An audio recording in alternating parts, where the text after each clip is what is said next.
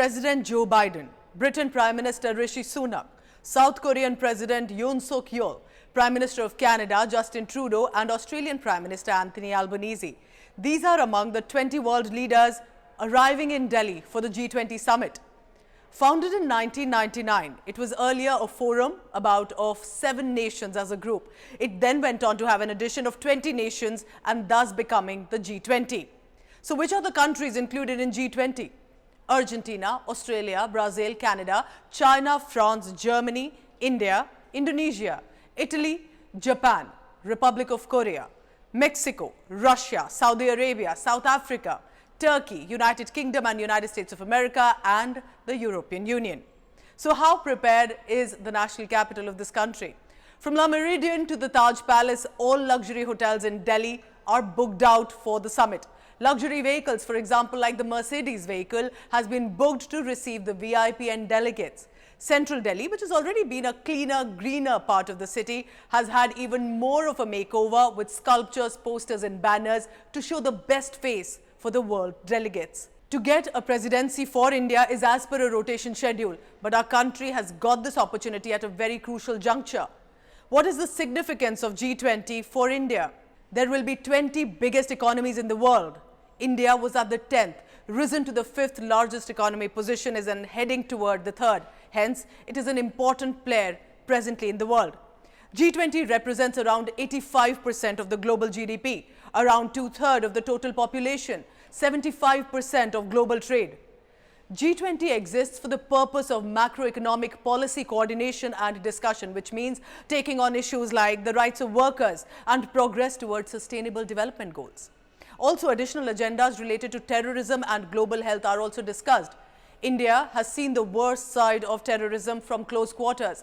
Health sector has improved from what was once a dismal state. So again, becoming an important player to add on to these discussions. But not just this. What happens on the sidelines of the summit is also significant. G20 frequently acts as an opportunity for the countries that do not have the ideal friendly relationship, so that they can possibly hold brief impromptu interactions. So what can be India's role in G20?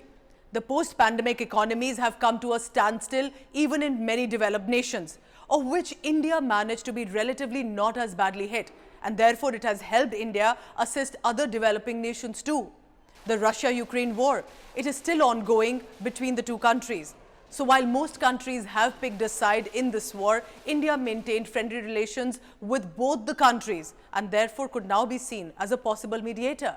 There appears to be a growing Cold War between the United States of America and China, especially with the recent comment made by US Commerce Secretary Gina Raimondo, who said American firms have complained to her that China has now become uninvestable because of fines, raids and the rigidness that is being seen by the government.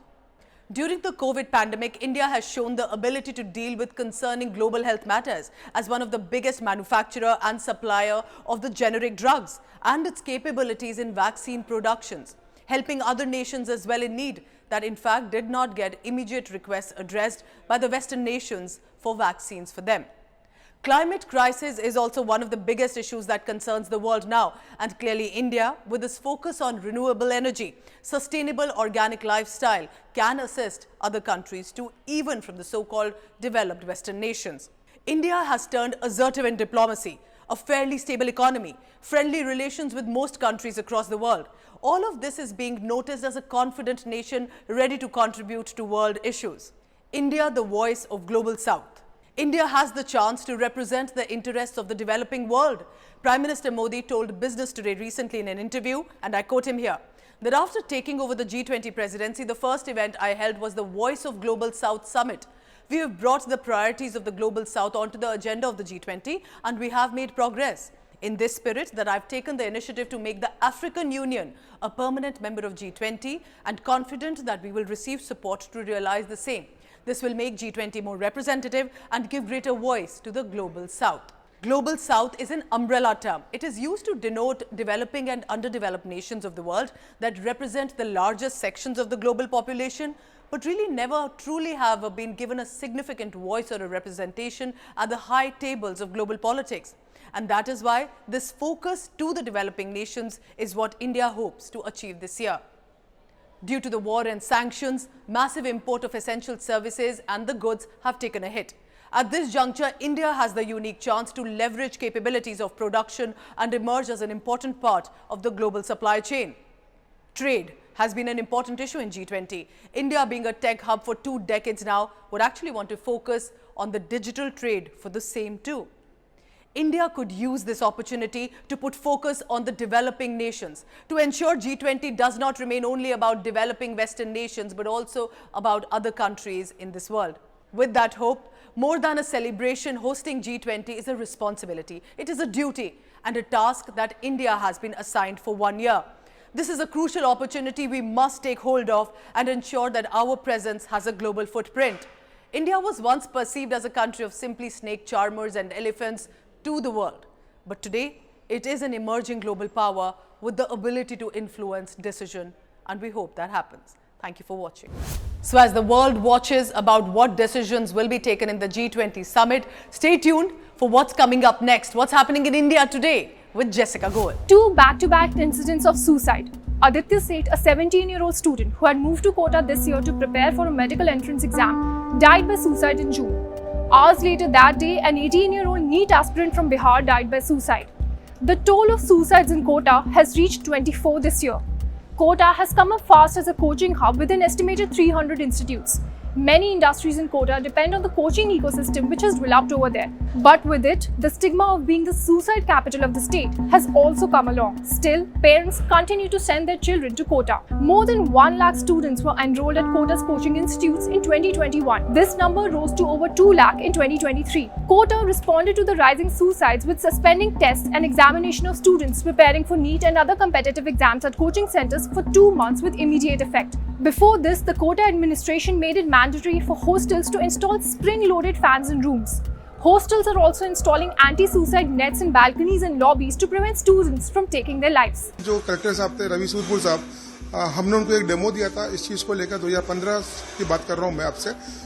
वो demo उनको बहुत अच्छा लगा था और उस वक्त जो गाइडलाइन बनी थी हमारी, तब से गाइडलाइन लागू हुई है फेरेंगी डिवाइस लगाने के लिए। हॉस्टल जो हमारे क्षेत्र में आते हैं, कोटा क्षेत्र में, उसकी तो हम लोग गाइडलाइन की पालना 90 से 95% हम लोग करवा चुके हैं और उसको लगवा भी चुके हैं इसको।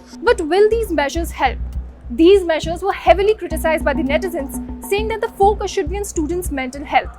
Emphasizing the same, here's what a parent and a student from Kota had to share. मैं यही कहूँगी कि अगर उनको फील होता है कि उनका बच्चा थोड़ा सा भी मानसिक तनाव की स्थिति में नजर आता है, तो आप उनको हॉस्टल वाले हैं, पीजी वाले हैं, या उनके जो फ्रेंड्स हैं या उनके कोचिंग वाले हैं, उनको इन्फॉर्म करें ताकि वो बच्चे की अच्छे से काउंसलिंग कर सके और उस बच्चे का स्पेशल थोड़ा ध्यान रखा जा सके।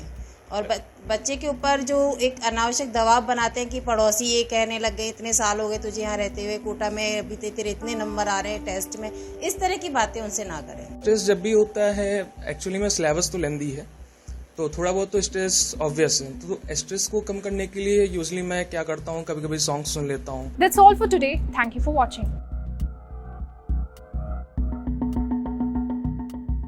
For more informative videos like this, keep watching India Today News Mo.